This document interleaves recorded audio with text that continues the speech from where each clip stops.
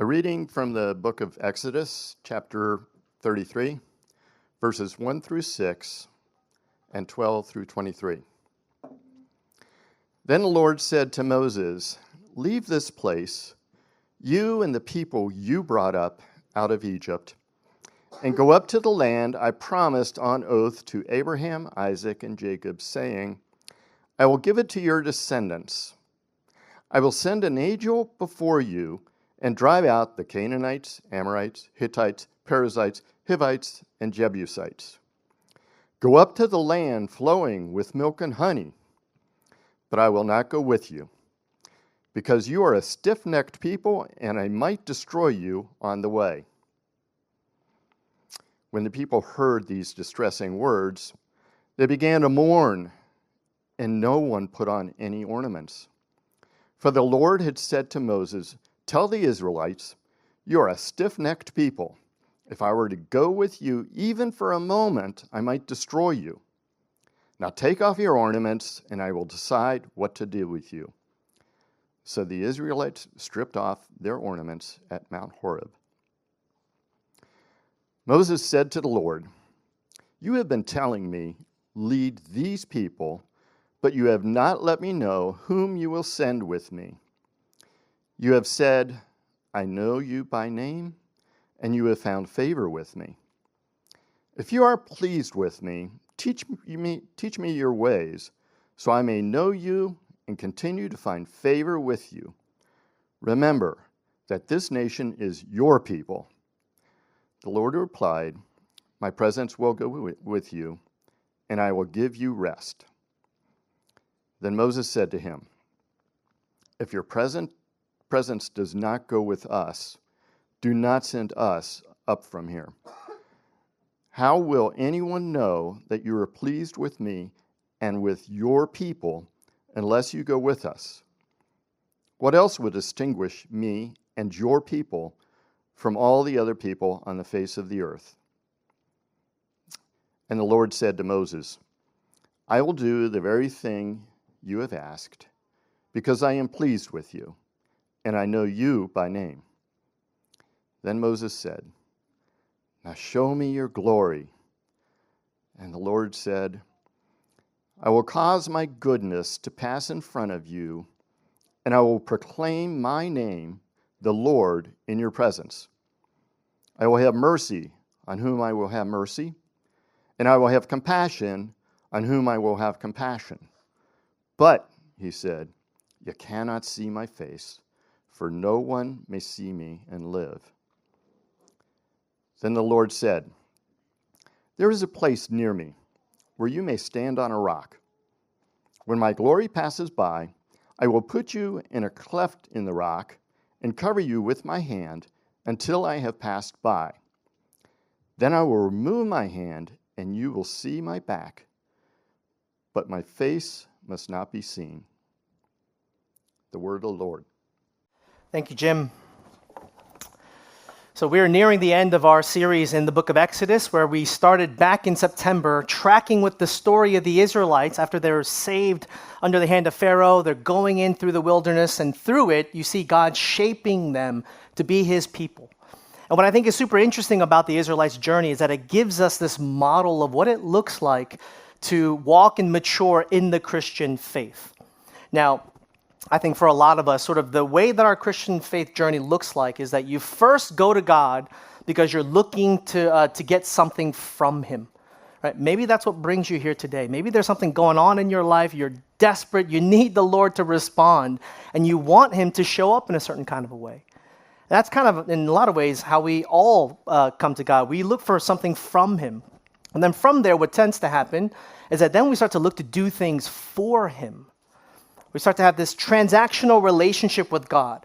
And you say, man, I got to keep living the way that you're calling me to so that you'll keep being with me, or so that you'll continue to give me the things that I want. And it's not always all bad, right? A lot of times our identities can also just come from doing things for him. And that characterizes a lot of what the Christian walk sometimes looks like. But what we're going to see today is that the ultimate goal is to get to a place, not where you're looking to get something from him, not where you're looking to do things for him, but just to be with him. That becomes the ultimate goal of our relationship with God. To finally not just desire the things that he can give to you, but when he becomes just your joy. When the relationship with him is all you really want and all you really need, to just be in his presence, to know that he is with you wherever you go. Now, that is what sort of in a lot of ways have characterized the journey of the Israelites through the wilderness journey in the book of Exodus, right? And last time, 2 weeks ago, we saw in Exodus 32 this very infamous passage of the idolatry that happens with the golden calf, which really showed how the Israelites basically only wanted what they could get from God. And so the moment that God was absent, Moses was away at the mountain, what do? They immediately turn on him. They immediately reject God in their relationship because they weren't just getting the things that they just wanted from him. They didn't really want a relationship. They just wanted the goods that could give their hearts what they were looking for. But today, this is one of my favorite passages in all of Scripture, because today we actually see Israel finally coming to understand why God really saved them, what they were really saved for, when they actually realize that true freedom, real glory, the things that they're looking for, is not in something that God can give or some circumstance that God gives, but that's ultimately and only found in him, in his glorious presence. So we're going to look at that today, and I think this is a really challenging passage, and that's what's one of my favorites, because it really makes a stark difference to make you realize, what do you think Christianity is all about? And so today we're going to look at three things as we go through this passage. Let's first look at the offer of glory that God gives, and then we'll look at the substance of glory, where true glory is found. And then thirdly, we'll look at the cost of that glory. So the offer, the substance, and the cost. Now let me start with, again, just a little bit of a summary as to where we were right before this passage in Exodus 33. In Exodus 32, we see the golden calf idolatry, and we talked about how that entire scene is a complete betrayal, right? It is a utter breaking of relationship with God that the Israelites do, right? After God saves them and wants to relate to them, says, you will be my people and I will be your God. The golden calf is the moment where they completely turn their back on him. And so Moses intercedes, and therefore God relents from destroying Israel, but we see in our passage that that doesn't mean that everything is all good. And that's why we read here starting in verse 1. God says to Moses, leave this place, you and the people that you brought up out of Egypt, and go to the land that I promised. And he says, I will send an angel before you to drive out the Canaanites, the Amorites, the Hittites, etc. Go up to the land flowing with milk and honey. But I will not go with you, because you are a stiff-necked people, and I might destroy you on the way. God is saying, yes, I'm not going to destroy you, but there are still consequences. That you've broken this relationship with me. Remember, we said these are marriage vows that they had taken that now have been completely broken. And so God is saying, I can't be with you. I will destroy you. You're not a holy people that can stand in my presence. And so I'm at Mount Sinai. You have to now leave this place. Otherwise, I might kill you. But, he says really interestingly, but I won't take away the promised land from you. You can go to the place that I promise you. You can leave the wilderness journey to go to the place flowing with milk and honey, to have the kind of abundant life that you as former slaves were desperate for and looking for. And he says, don't worry about the struggle. I'll send an angel before you to drive out all of your enemies. It's going to be okay. You're going to make it there. But I will not go with you. Now, I want us to think really about what this really means and what God is actually saying. This is really, really interesting here. I want you to imagine God says to you, I will give you everything in this life that will make you happy. Anything you can imagine. I will give you your dream scenario, and you don't even have to struggle for it. Whatever dreams that you have of the life that you really want, of why you came to New York City, why you live here, and what you're looking for here, I'll give you everything. You can be partner of your firm. You work on big deals. You can be known in the industry. You'll meet a great partner. You can have the perfect family life. Your kids will be so successful and become beautiful people. I'll give you all of that. Or maybe for some of us, it's like you can live the life of the influencer.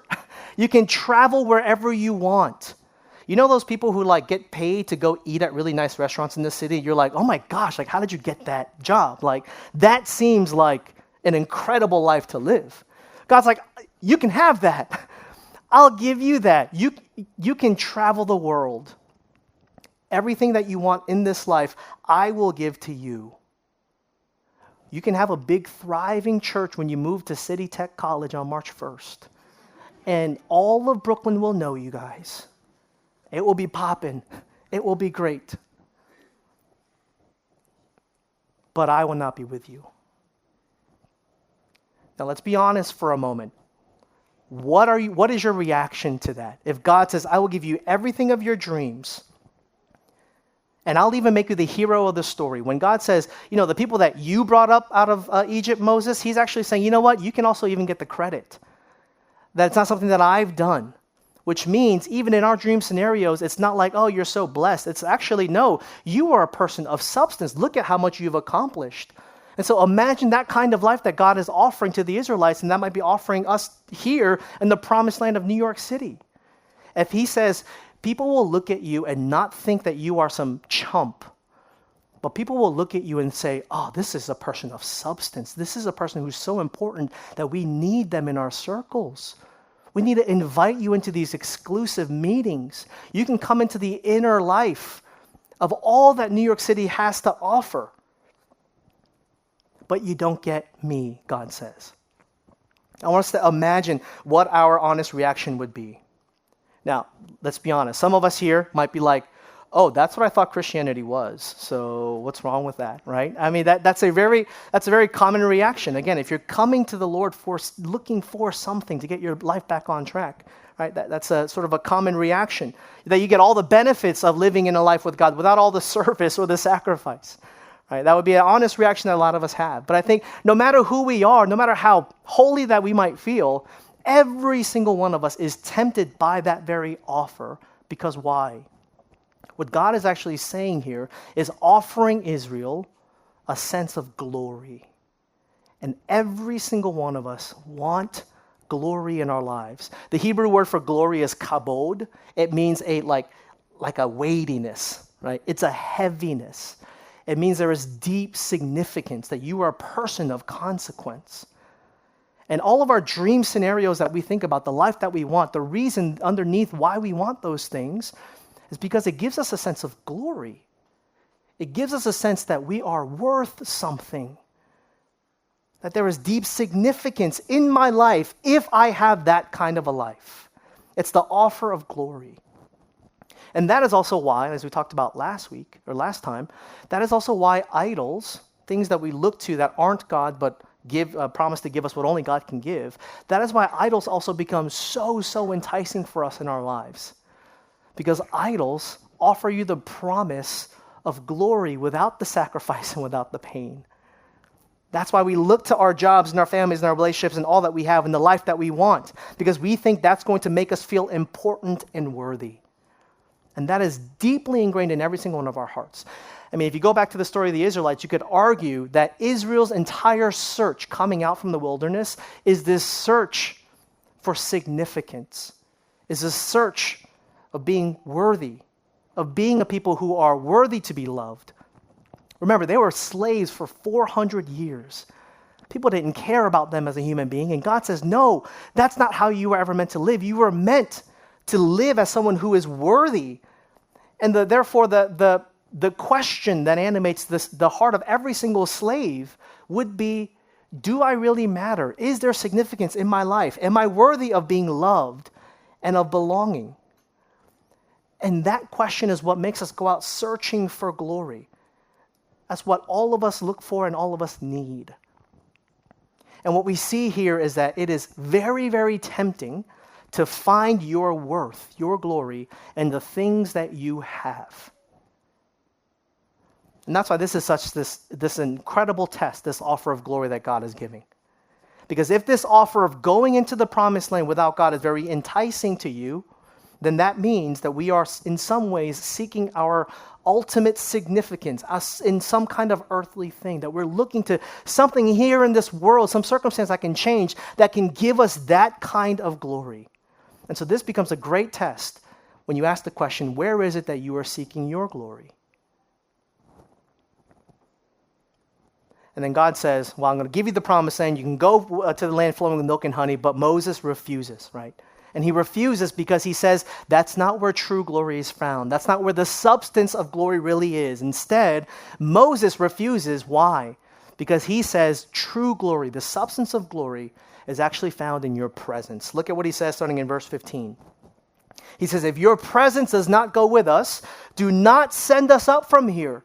And he goes on to say, how will anyone know that you are pleased with me? What else will distinguish me and your people from all other peoples?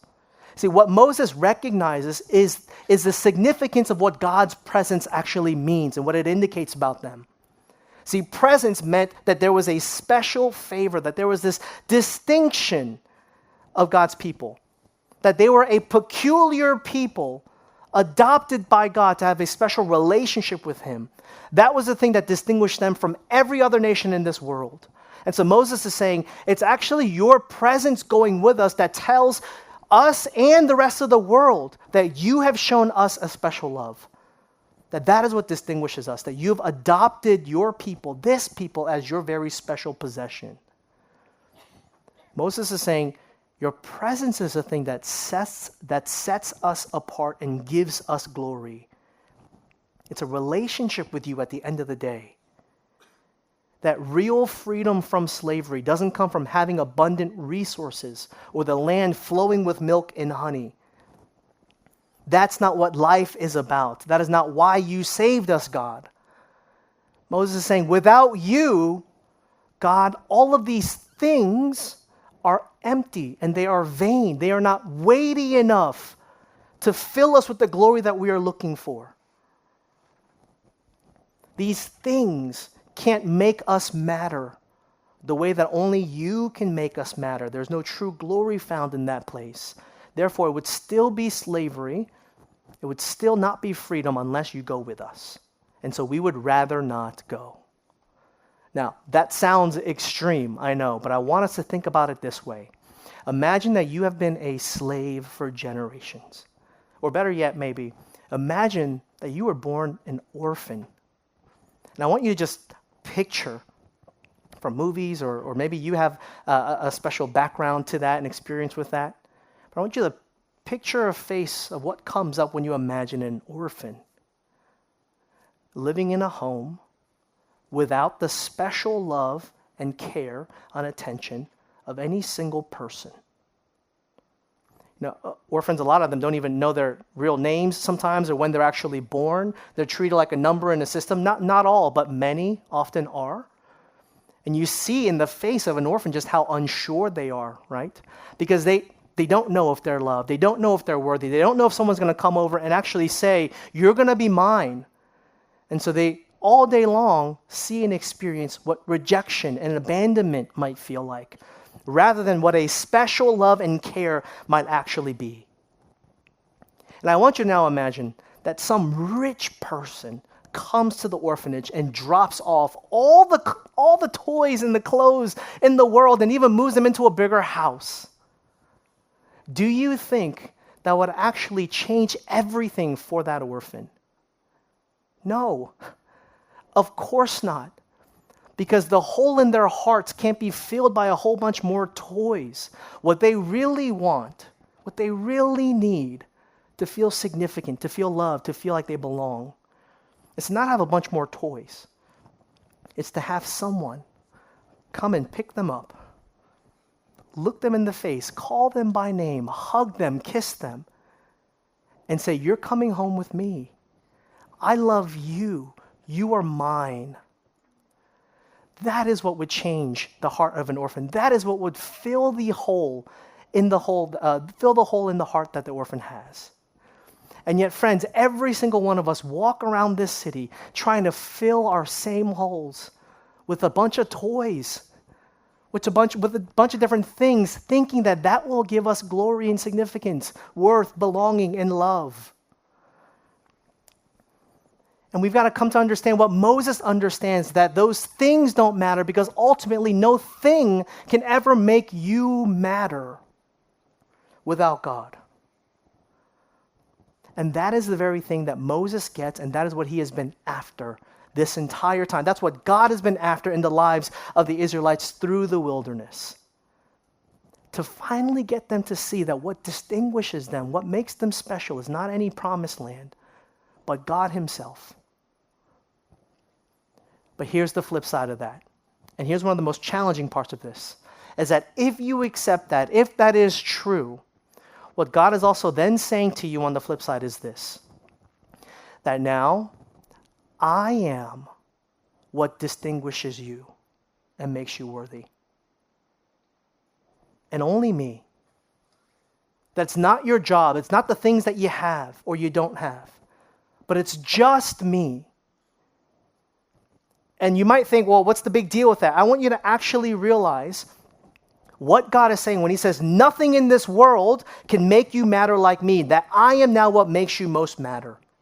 And when you hear that, the question is, when you hear that it's only God's favor, it's only his love, it's only his presence that makes you matter, does that scare you or does that free you? Because if you are still looking to any kind of possession that you have, any kind of resume that you've built, then the idea that only his love distinguishes you will scare the heck out of you. Because you're still trying to distinguish yourself. You're still trying to get more things that might give you more glory. And so when he says it's only me, that can be a really scary thing if we're looking to any other thing, any other idol to give us that glory. But on the flip side, if you really see yourself as you truly are, as not only as a slave, but as a poor orphan, desperate for the hole in your heart to be filled by him, that when God says something like that to you, you know what that becomes? It becomes the sweetest song that you could possibly hear in your life. For God to now pick you up, to know you by name, and say, you're coming home with me. I love you, and my love will never be taken away from you. I will be with you wherever you go. You will have my special attention. I will be a good, good father to you and adopt you into the family. That is a glory that will never fade, and that is what God's presence represents. As you grow in the Christian faith, you start to realize that the point of what God is after is not looking to get things from him or even doing things for him, but just to be with him, to bask in this love, to receive and accept this kind of love. That you move away from just seeing the gifts to the giver of gifts. And you start to relish and have a joy in the relationship of just being with him, where true glory is found. But here's our third and final point. That's the cost of glory, because that might sound good, and maybe that's even pinging something in your own heart, but here's the problem for every single one of us, just like the problem is for Israel. That our slave mindset starts to creep back in, and we start to ask, of course, as we should, what could possibly make them and make us deserving of such a love like that? That love sounds sublime. That love sounds too good to be true. What makes Israel deserving of this kind of a special love and peculiar attention, especially when they have countlessly turned their backs against God? When just a couple of verses before, they totally break their marriage vows with God. And not just Israel, but with us too. I don't know about you, but I don't feel deserving of this kind of love. I break relationship with God all the time. I don't even think about him as much as I'm called to. So what is it that causes us to deserve this kind of special love from God? And here's our final point, is that we've got to see that Israel does not go up to plead their own case, right? But who goes instead?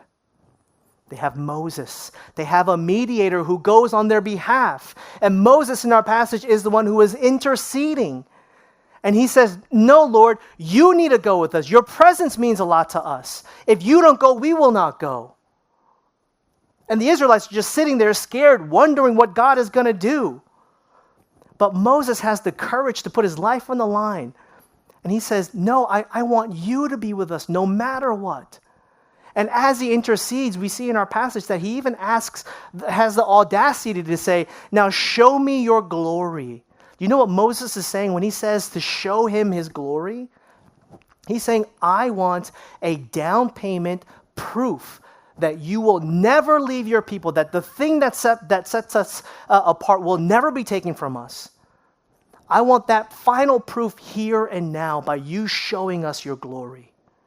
And God says, Moses, I can't do that because if I do, if you actually see my face, you will die because no one can stand in the presence of my true glory and my real presence, especially not any human being here who does not meet my standards. But God, here in this passage, what's remarkable is that he still graciously allows Moses to intercede. And we read it, right? Where God says, I'm going to pass by you, and I'm going to put you in the cleft of a rock, and even my own hand is going to cover you so that my glory doesn't destroy you. He's saying, I'm going to graciously make a way for you to know that I love you and that I'm going to be with you without killing you. And so Moses sees that, and God covers him up so that Moses isn't destroyed. Why?